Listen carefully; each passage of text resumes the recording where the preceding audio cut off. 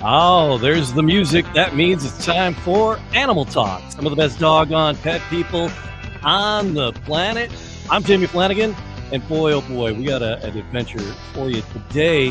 The Rainbow Bridge. That is where we're heading, and we're gonna communicate with animals. That is the plan, Stan. But before we get to that, I want to do this. I'm gonna share it on the face space here, and I'm gonna thank you for hanging out with us. We really do appreciate you taking some time and joining us here as we do our thing on Animal Talk. And if you've done that, I'm going to ask you to take it just one step further for me, if you would.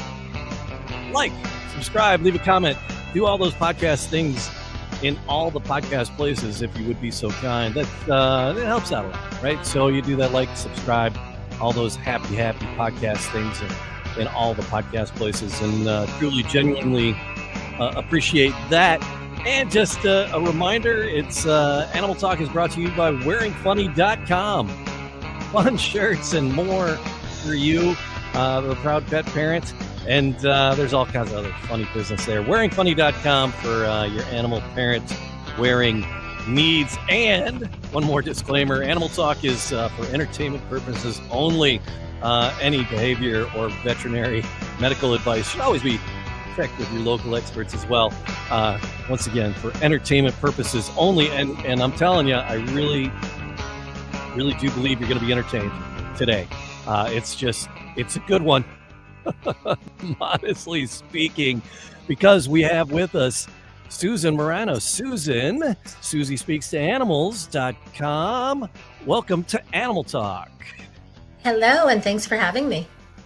Susan, thank you so much. So we're going to get in. You got a book, you got a website, you're an animal communicator, and we're gonna get to all of that. But before we do, Susan, tell me about your childhood. My childhood. Oh gosh, I was born and raised in New York City, and when I was going into the 7th grade, my mom and stepdad moved me to Florida. And that's pretty much it. I was a ballet dancer.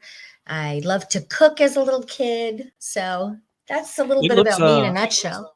Yeah, you did some you did some physical fitness kind of stuff, right? Oh, I do that now. You do that now, right?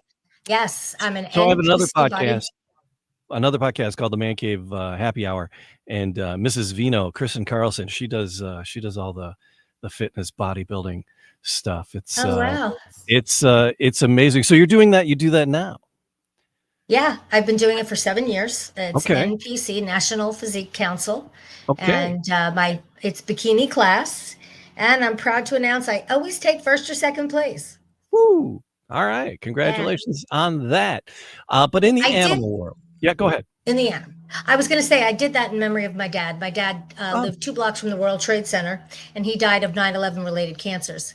So, and it was from all the stuff that came from Ground Zero, because he only lived 2 blocks away. And I wanted to do something to memorialize him. And so being healthy and getting fit is a good way of doing that.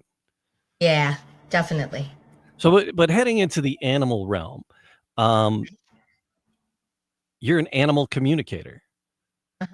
So what is an animal communicator? Animal communicator is basically an intuitive or psychic, whatever you want to call us.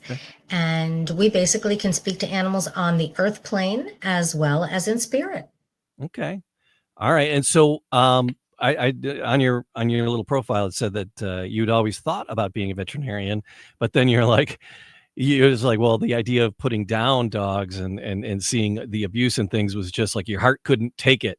So you never really went into the veterinary field. But you ended up, when did this ability to connect on the way you do, when did that come to fruition for you? When did you realize that? Well, I think I always had it as far as intuition, but it came into play around dating. And I thought to myself, we're women, we overthink, don't think about it too much. And I just kind of pushed it off to the back burner. And then I had 3 Cocker Spaniels. I had breeded my Cocker Spaniel, and she had 3 boys, 3 girls, 3 black, 3 beige, keep them all. And I wound up keeping 3 of them. And Jack was 9.5, and I was watching. It's hard to watch your dogs when you have more than one. You open the door, you let them out to do their business, and you can't watch everybody do their business. Mhm. So I brought him out day 2, and it looked like he was going to the bathroom, looked like he was urinating, and I didn't see anything coming out. And I called my girlfriend. She is a veterinary neurologist, Anne Chavez, very, very brilliant veterinarian. And she said, bring him in. And I said, I have pet insurance. I'm just going to drop him off and I'll pick him up. It's probably a stone because I'm a registered nurse for 25 years. So I kind of thought I knew what it was. So when I went in there, they asked me not to leave. And they called me back to the ultrasound room, and he had a mass on his spleen. And they said at that time that it had metastasized to the liver. So she told me I had to put him down right then and there. She said, when he looks like he's going to pass out, it's because he's bleeding internally. The mass, every time the mass grows, and it grows really fast, that he bleeds internally, he pinks out a little bit, and then the body absorbs it and he's okay. And I told her, I said, this is the love of my life. I cannot just put him down right now. I have to bring him home, and he's got to say goodbye to my son and his mother. And so I brought him home, and my girlfriend called me. She had a dog that had thyroid cancer, and she was at the veterinary office. And she said, Dr. Holly wants you to bring Jack down. She said, a lot of the times it's a misdiagnosis. So I went down there with all hope in my heart, and she put him on an ultrasound. And she said, unfortunately, he does have metastasis. And she said, if he didn't, she basically said, we could crack his chest and take the spleen and buy you 6 months. And that in itself horrified me, because that would be so selfish to me. That would be so, like, this is my best friend in the whole world, and I could never do that to him. So she told me that I had to wrap my head around it, because he would basically hemorrhage out of every orifice that he had, and it wouldn't be a good ending for either one of us. So she put him in a little hurricane jacket that she took off her own dog and sent me home. And I had 3 days, and I called Laps of Love, and I had to put him down. And it was sad, because that night he had a couple of licks of wine from a wine glass. He ate a piece of pizza, and he appeared to not be in any distress, but just the thought of what could happen is the reason that I had to come to terms with it. And it was difficult. So my girlfriend runs Gimme Shelter. It's a 501c3 animal rescue. It was out of Sarasota, Florida. She was having a big open house that night and a big event, and I couldn't go. And she said, well, Wendy Cooper is going to be there. She's an animal communicator. Let me talk to her for you. So fast forward, got Wendy, did a reading with Jack in my arms. And basically she told me he's ready to go. And she communicated with the fish in my tank and the other pets that I had in the house. And it was very, very hard. And at this point, I had not embraced my ability yet. And I put Jack down, and I had Wendy come to the house. And I was angry. I just wanted my dog back. I never even heard of an animal communicator. I didn't even know what it was, And when Jack didn't come through the way I expected him to, I just was angry and upset, and we didn't get anywhere with it. And well, I started to feel things and see things and read things. I had another communication session with Jacqueline Smith. She's written a great book. She deals with animals in spirit on the earth plane. She does wild animals, trees, insects. And she said, the first thing out of her mouth was, well, I don't think you should be too upset, because your dog is going to reincarnate in the spring. And I said, what? Really? I said, I had heard the word. I never gave it much credence. And she basically said, yeah, he's going to come back in the spring. And I'm like, oh no. I go, how will I find him? How will I know it's him? Where will I know to look? Yeah, it's a big wild world of dogs. How you gonna find Jack 2.0? Right. Gosh, I was worried about that. And then I proceeded to ask her, can I call you next week so I can talk to him again? And she's like, no, we kind of have to let him heal in the wait, and he'll be back. So with that being said, I started a Facebook group for people who had lost their pets. Pet loss, grief support, animal communication, and reincarnation. And as people started to join the group and post pictures, I would get these little movies in my head. And I'm like, what's going on here? And I would type in, oh, well, I see this room with blue curtains. Oh my God, that's my mom's house. And I was like, where is this coming from? I'm like, where am I pulling this from? Like, how do I know this? And progressively got stronger and stronger. And then one morning I had woke up, and this is probably about maybe 3 weeks after Jack had crossed, and Buffy and Brandy were sleeping in the bed, and I had gotten coffee and I put it next to me at the bedside. And I went to get the coffee and I looked down and there was Jack. And I was like, that's what I said, huh? And Buffy had a little cyst on her head. And I looked down and it wasn't Buffy. And I literally fell out of the bed and I said, oh my God, I miss you so much. And I started to cry. And no sooner than I started to cry that it turned in, now it was Buffy. And I was told, I called Wendy, and I told Wendy what had happened. And she said to me, the reason that he didn't stay is because you embraced it with sadness and not gratitude. Okay. She said, they don't want you to feel pain. They don't want you to feel sadness. And if them coming to you does that, they go as fast as they came. So that was my first real experience. A couple of nights went by and the dogs were in the bed with me and I heard rustling in the garbage in the kitchen. And I was like, I was home alone and I was afraid to get up. And I was like, I called out for my son, but he was at work. And I'm like, Jack? And I got up and I went into the kitchen and there was nothing going on with the garbage. I was like, maybe a raccoon got in the house. Who knows? Yeah. But then I started to have all those experiences. And I had gone to my boyfriend's house that weekend when he had crossed. And my son was home with my other dogs. And he said to me, Mom, I was going into my bedroom and I saw Jack walk out of the bathroom. First I heard water, like they were drinking out of the toilet. And Jack was the only one out of the three that drank water out of the toilet. So he said, and I walked in the hallway and I literally saw Jack walking. And because obviously the apple doesn't fall far from the tree. He's got some communication skills himself. And then he was watching TV in the living room and I had a big crate where they could go in and out whenever they wanted to. And he goes, Mom, I am sitting here and I am looking at Jack. He is laying in the crate. I'm like, wow. So it just got stronger and stronger. And the more people that joined the group, now I'm not charging anybody for anything because I'm like, oh, what if I'm wrong? Yeah. What if I'm wrong? So I called my psychic, my intuitive, Nora Hooper, and she said to me, Susan, she said, you pay me, right? And I said, yeah. She goes, well, what if I'm wrong?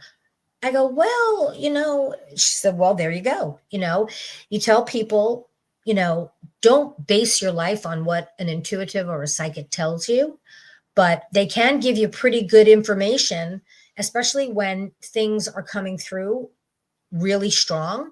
People always connect. When I do readings, I got a billboard one day with a big roasted pig with an apple in its mouth. And I was doing a reading for this Irish setter named Murphy. Okay. And I said to his mom, I go, this is going to sound a little weird, but I have to give you what I get.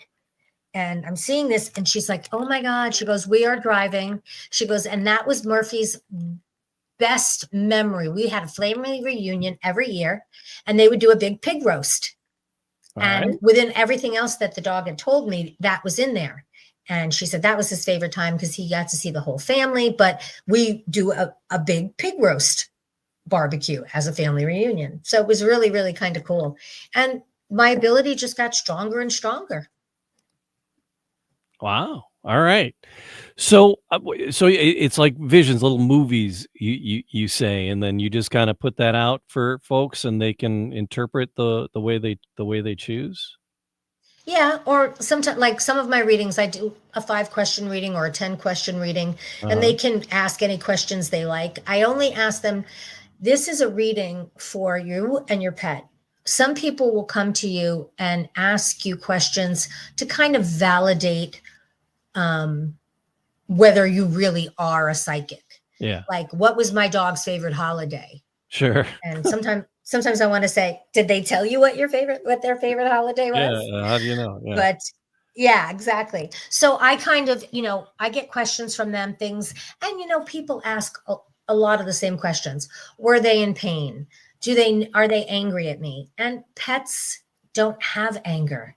Mm. They are the most loving beings, and there is no anger. And whatever your decisions are, they go with that. And a lot of the time, towards the end, they rally for us, not for them. All right. So, so you said Jack. So the Rainbow Bridge is not a one-way street, right? So No. Jack's back, and you have pictures of Jack reincarnated. So is that yet another dog who's you feel as though it's Jack 2.0? Well, when I called Debbie Johnstone, she is one of the approved communicators for my Facebook group. When I called her, she said to me, I had just gotten an iPad as a gift, and it was on the table when I was talking to her. She goes, well, the first thing I'm seeing is March 17th. And I'm like, okay. And I said, she says, does that mean anything to you? I said, no. She goes, well, it's St. Patrick's Day. And I said, okay, I got a little Irish in me. Yeah. And she said, no. And she says, I'm seeing a Cocker Spaniel in a top hat, like a cartoon. Mm-hmm. And I said, okay. And she says, well, he's going to be 45 minutes from you, no further than 45 minutes from you, and that's where you're going to find him. And as she's speaking, I am typing in my iPad, Cocker Spaniel, shamrocks, near me or whatever. And it was just like God just plopped it there. It came open, the screen opened, and it was Stanfield Farms in Lakeland, which was exactly 48 minutes from my front door. Okay. And it said, we have Cocker Spaniels for March 17th. Well, there you go. I mean, she was so spot on. So I started to scroll through the site, and all of a sudden there was a cartoon with a Cocker Spaniel and shamrocks coming out. It was all animated. So as soon as I got off the phone with her, I called Pam, who was the owner. And I said, I'm crazy, but my dog is reincarnating to your litter. And she goes, oh my God, that's amazing. I don't think you're crazy. And I was like, good. Oh, great. So, the 3 months went by really slow. And I had been dating somebody, and my mom said to me, you're never going to find anybody to marry you with 3 dogs. You better stop with those dogs. Right. So me and my son went to Lakeland to pick the dog up. And we walked in, and there were Cocker Spaniels running around all over. And I had called Wendy, and she goes, just relax. He will let you know who it is. Now, Jack had a funny way of laying on his side, and his ears would flop up, and he would sit under your chair or anywhere close to you. So there was like 8 Cocker Spaniels puppies. And I went and I sat down at the dining room table with the woman, and I said to her, I don't know that I can take him home. And she said, what do you mean? And I told her, my mom says that this guy's not going to marry me, and, with all these dogs. And she goes, well, I'll put him back on the website and I'll return your money. And she says, we'll find him a home. Don't worry. So I cried all the way home, and I called my dad. And my dad says, wait a minute. So you asked your dog to come back from the Rainbow Bridge. Yeah. And he's here now, and you want to send him back. And he said, let me tell you something, sweetie. Men are a dime a dozen. If that's your boy, you need to go get him. So I sent my son to get him the next day, and the rest is history. He'll be 13 in January. Wow. I am. Well, and they give you signs. My birthday is 11/11. My dad was January 1st, 1/1. And Jack was born on January 11th. Okay. So he's 1/1/1. And that's all in the book. Okay. And that I was going to say, so let's get to the book, shall we? So what is, I was grabbing pictures of my pets to share with you. That's why I was like, And Okay. I would say, because you're like, oh, so I want to show you the pictures of the pets, see what you get about my guys. But Okay. I navigated away from where I wanted to be. To the Rainbow Bridge and back. Jack's Home is the title of the book, and that's coming out next week, right? That hits the digital It, airwaves 11/11. yep. 11/11 on Kindle, Okay, and and can people get a and hard 11. copy? Some people like the Oh tactile. yeah, 11/18 will be the paperback. Nice. Okay. All right. And so So what are people, when they pick up Jack's story here, To the Rainbow Bridge and Back, what are they going to find in there?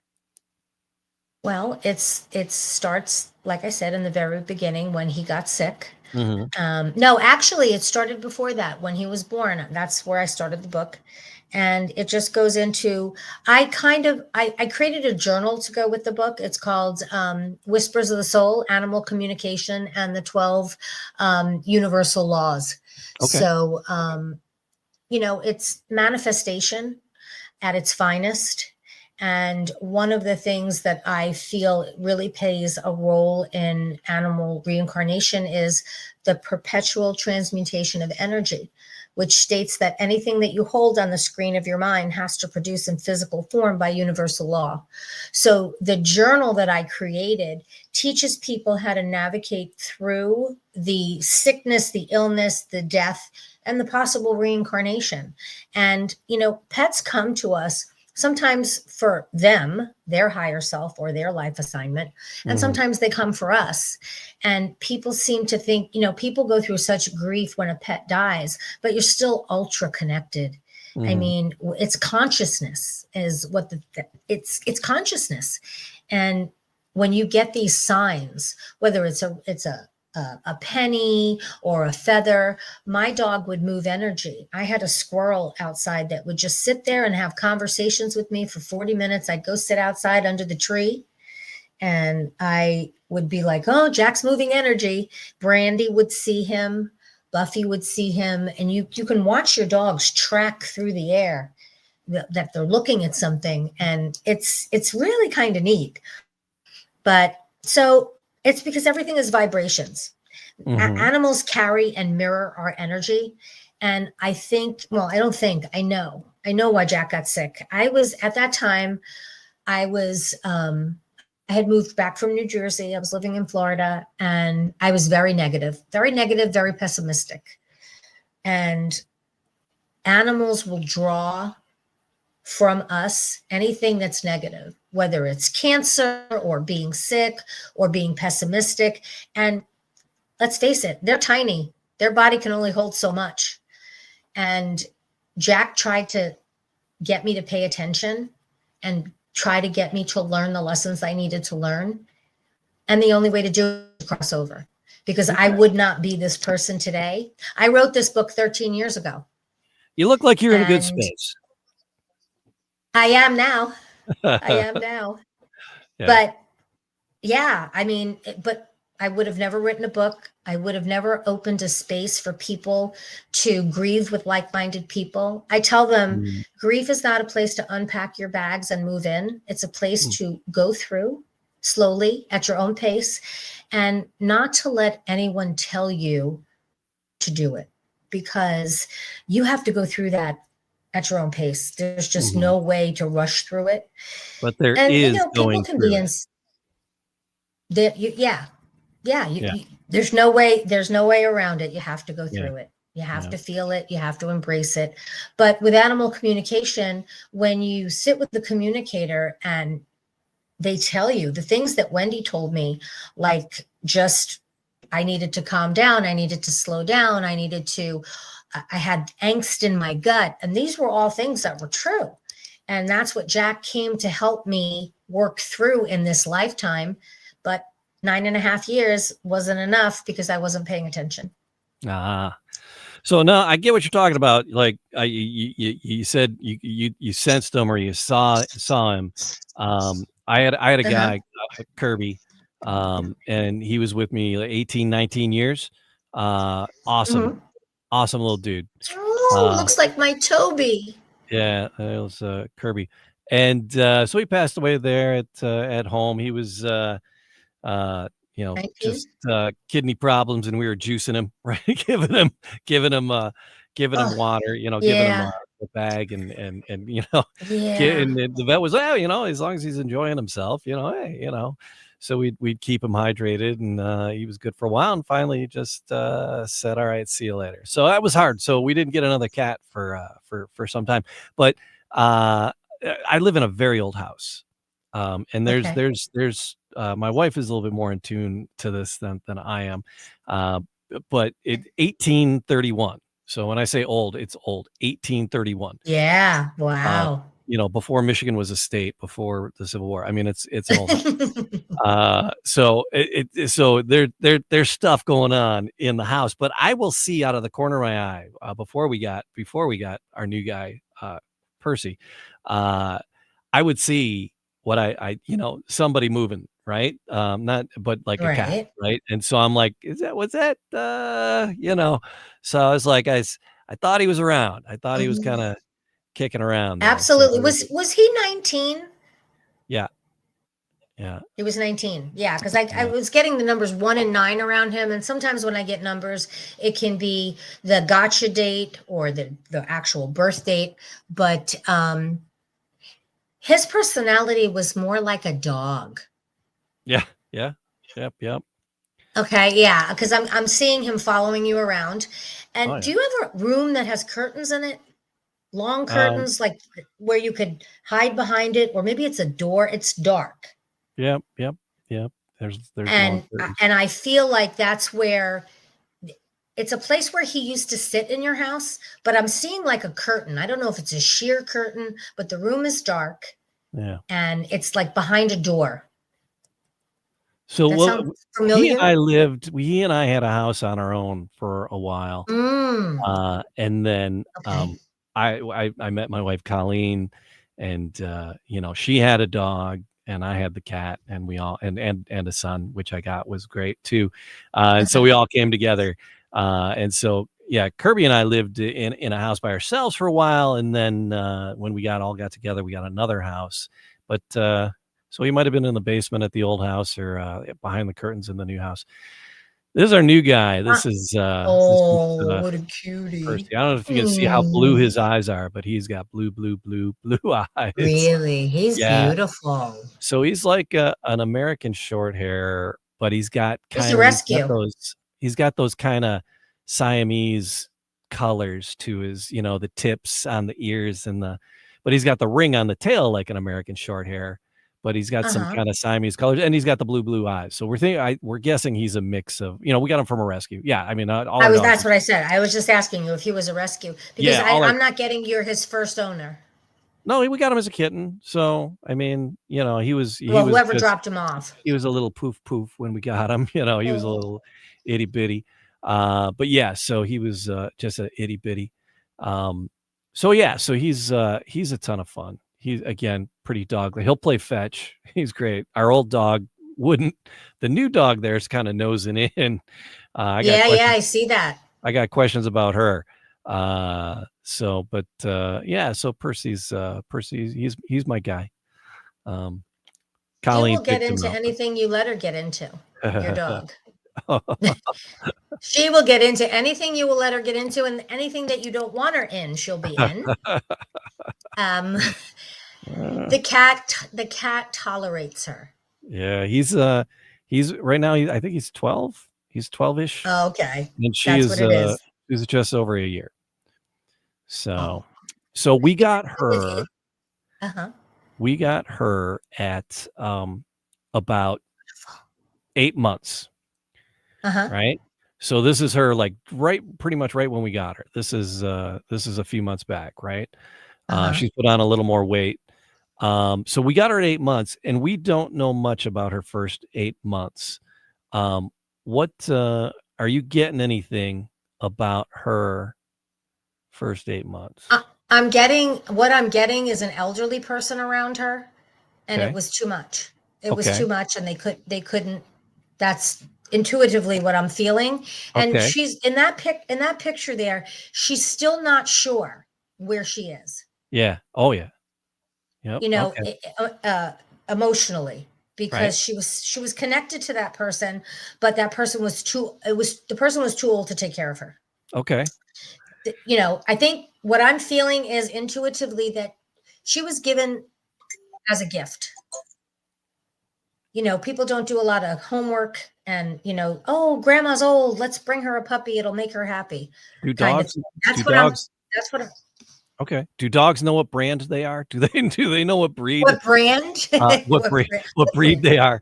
Uh, do they know what breed they are? Does she know what breed she No, is? you know, when I communicate with animals, they usually give me size. Like when they want to come back, I want to come back smaller because I want to be a Uh, lap dog, you know? So no, I don't, I've never gotten a dog that says, I'm a German Shepherd. I want to come back as a German Shepherd. You know, okay. I usually get small, large, Right. Right. and some pets come back as a completely different animal. Some come back as a cat, some come Okay. back as a bird.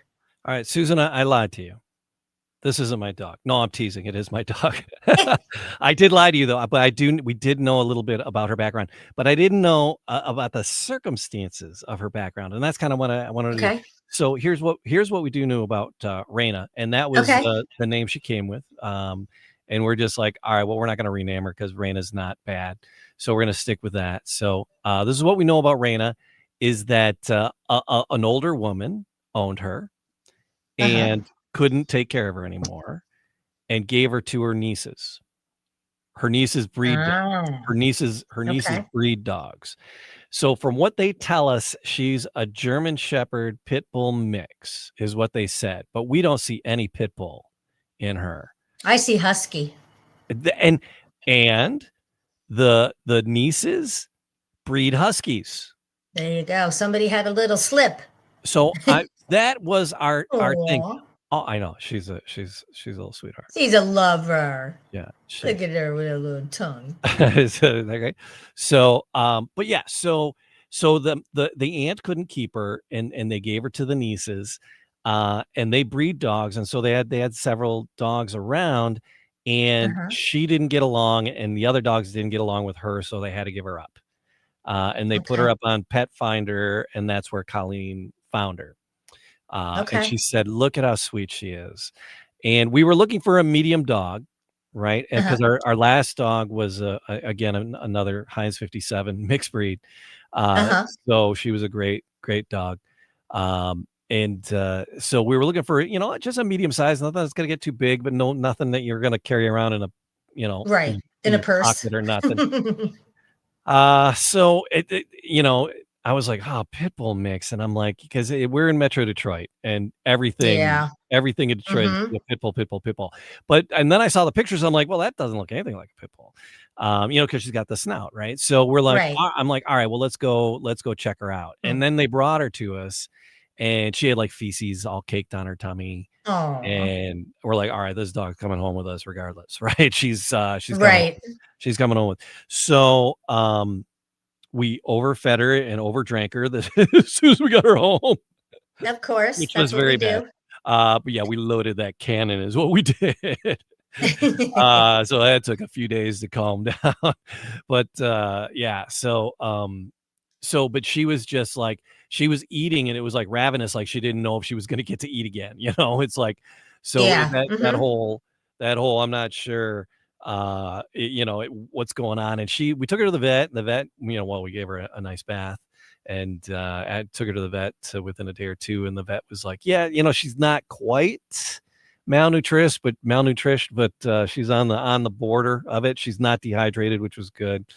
She was Yeah. about 34 pounds, right? Well, she's up Oh, to 59 now. nice. I love So, that. yeah. So she's put on a little weight, which is good, which is fine. So it's Yeah. not good for my Yeah. shoulder because she probably pulls it right out of the socket. But yeah, so she's good. So that was the thing. So she did. You were very right about that. That she was an older woman and she was actually gifted back to her nieces, and the Yeah. nieces You just just couldn't couldn't take keep care of her. her.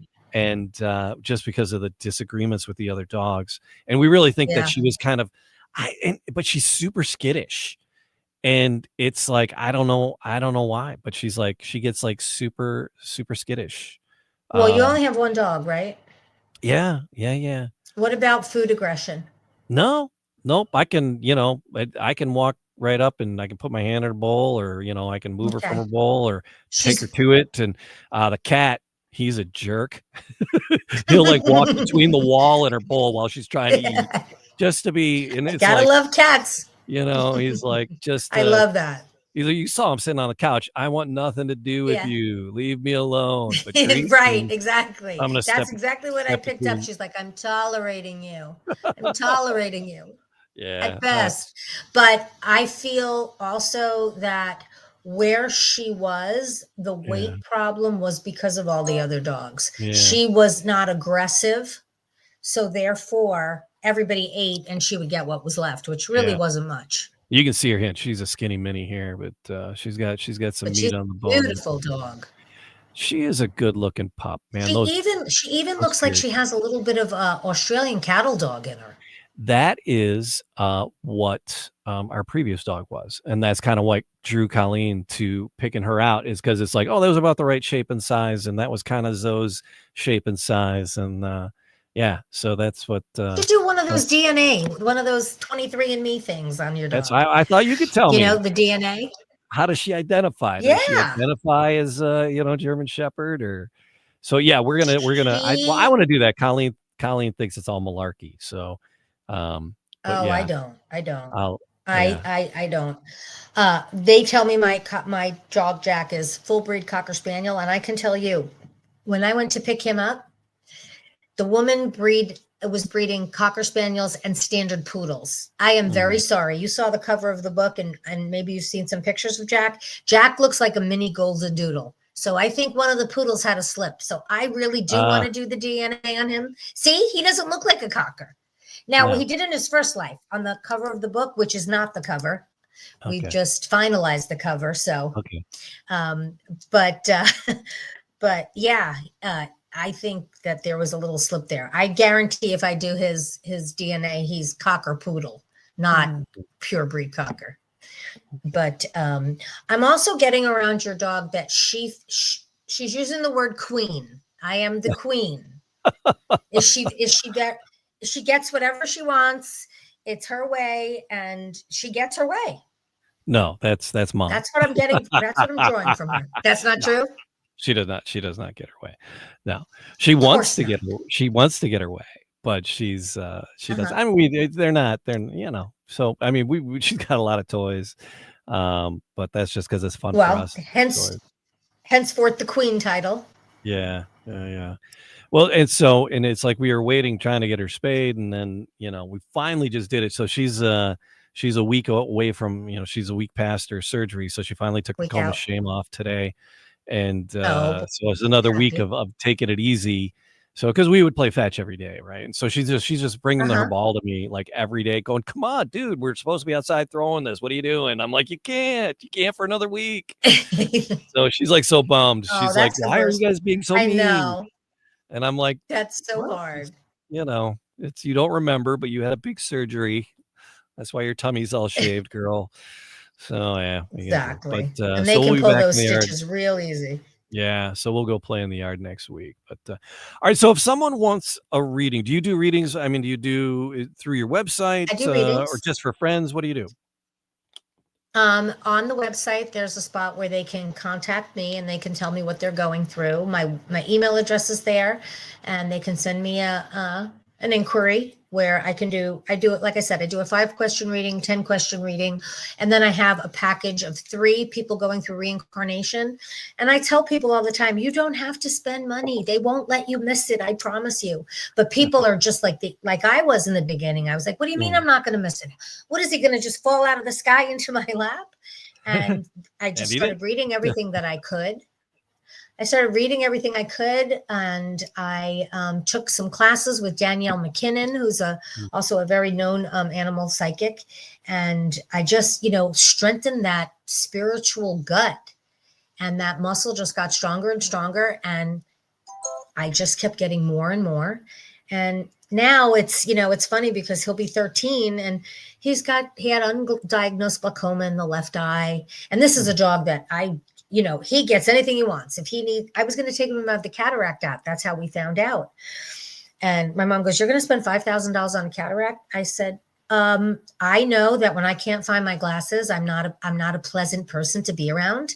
So I want him to be able to see. So I brought him in, and they told me that, outside the fact that it was $5,000, that if they did it because of the glaucoma, his vitreous humor was squirting out of the eye slowly, and that most likely the cataract surgery would cause them to have to down the road take the eye out. No. So when a veterinarian tells you we don't want your $5,000, you know it's a good doctor and you wound up in the right place. So I'm just, we've had our conversations. I've told Jack I want him to stay till he's 22. He keeps telling me 17. I'll be grateful for every day I get. All right. Susie Speaks to Animals. It's the number 2. SusieSpeaksToAnimals.com. Is that the best? That's the best spot for people to connect?